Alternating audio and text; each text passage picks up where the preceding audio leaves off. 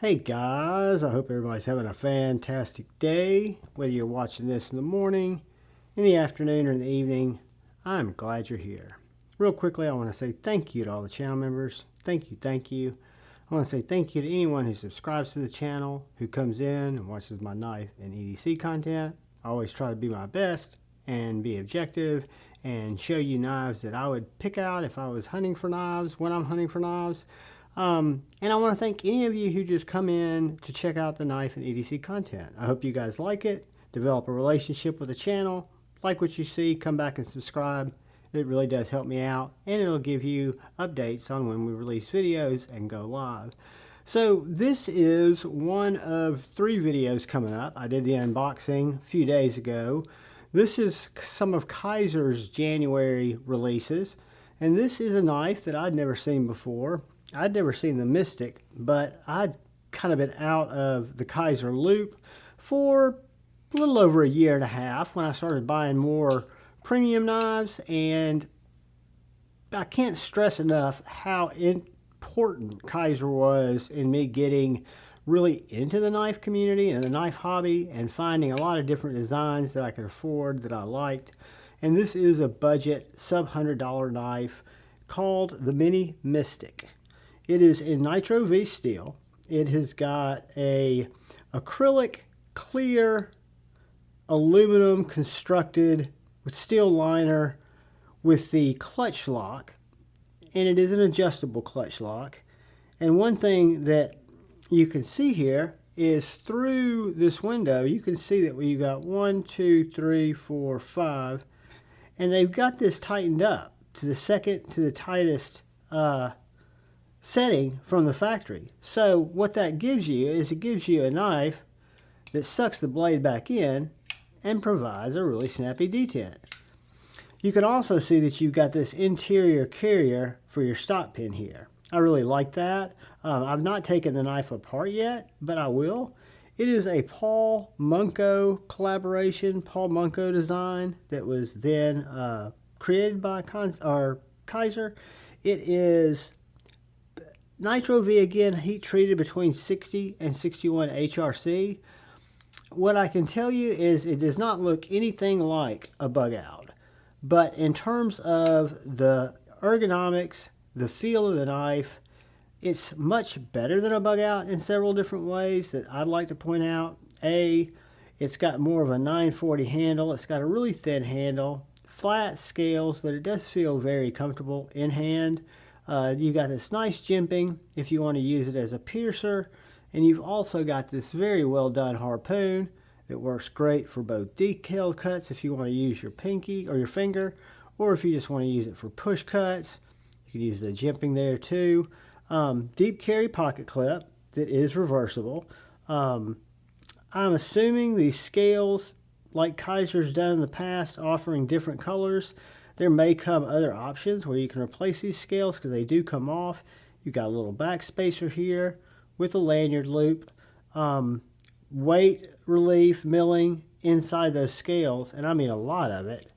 So, I don't know if you can see down in there, but you've got a lot of weight relief. But it's a very sturdy, steady feeling tool. It does not feel thin. It does not feel like I could bend it. It does not feel cheap. There's no side to side, no up and down. I can thumb flick this knife. I can middle finger flick it. I can slow roll it. It just works great. Really well done plunge grind. Comes back to about right here, which gives you several mini sharpenings. You've got Paul Munko's maker's mark on one side, Nitro-V and the model number, and then Kizer on the blade.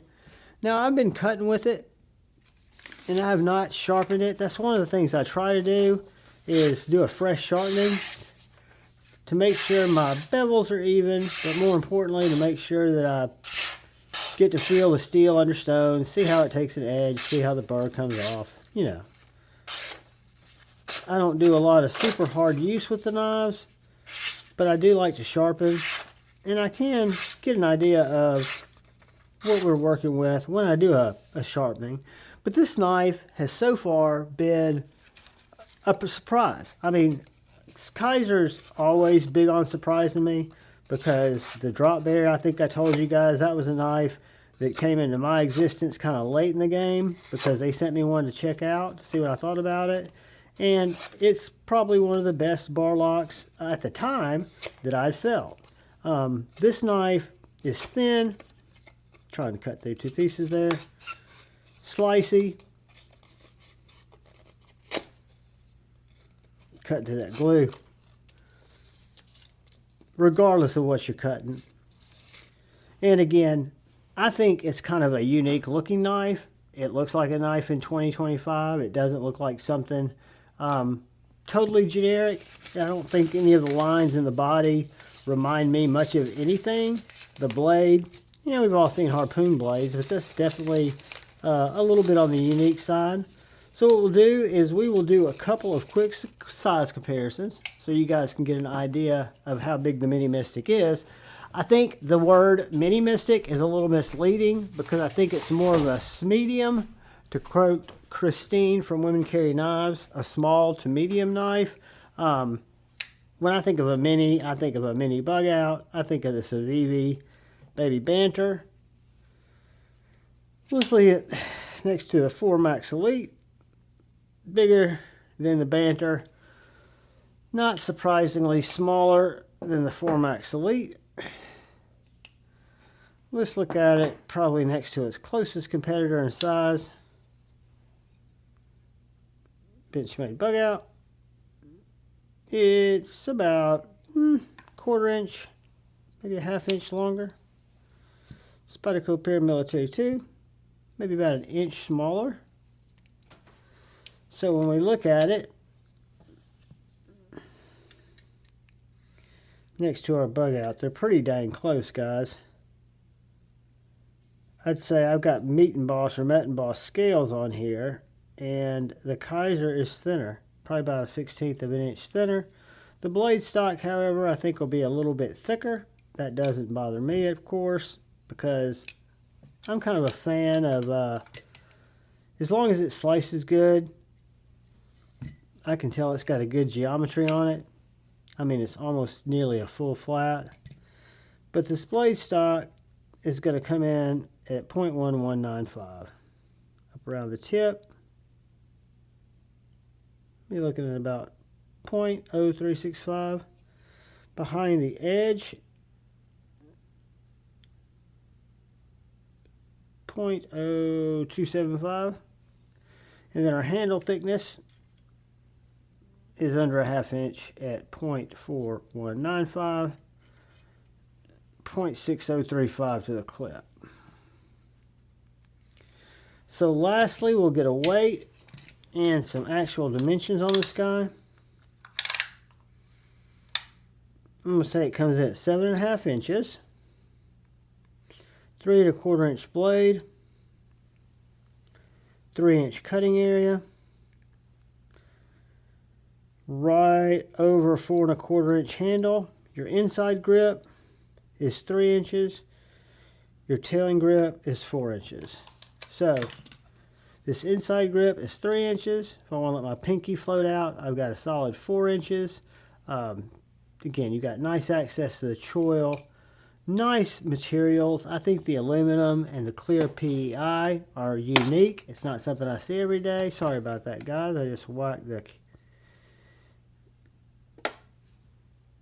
2.95 ounces for a knife that has a 3 inch blade, 3 inch cutting area, 3 1/4 inch blade. So I think they've done a lot with the weight relief, both on the scales, and the design is minimalistic, right? You've got milled out scales, you've got a combination of this Lexan and light aluminum, kind of a thin knife, gentleman's folder, work knife. I'm a fan. I like and can recommend, without a shadow of a doubt, if you're looking for a $72, $73 knife that's about the same size as a bug out but doesn't look like a bug out, has better action than a bug out, give a look to the Mini Mystic. Paul Munko is a great designer. He does a lot of different stuff. I think he nailed it on this one. I think Nitro-V, acrylic, and aluminum for that price is pretty good, guys. I'm a fan. this one gets my stamp of approval. Got a couple more to look at. I'll give you kind of a spoiler. They're all very decent. One of them a little less than the others, but we'll look at them all. But I want to say thank you for taking the time to watch the content. Do me a favor, if you're not so, or if you are so inclined and you haven't had a chance yet, hit that subscribe button down there in the bell notification icon. It really does help me out. Hit the like button, but most importantly, look out for the guy or gal to your left. Look out for the guy or gal to your right. Look out for each other. Go forward with love in your hearts and choose debate, not hate. I love you all. Peace.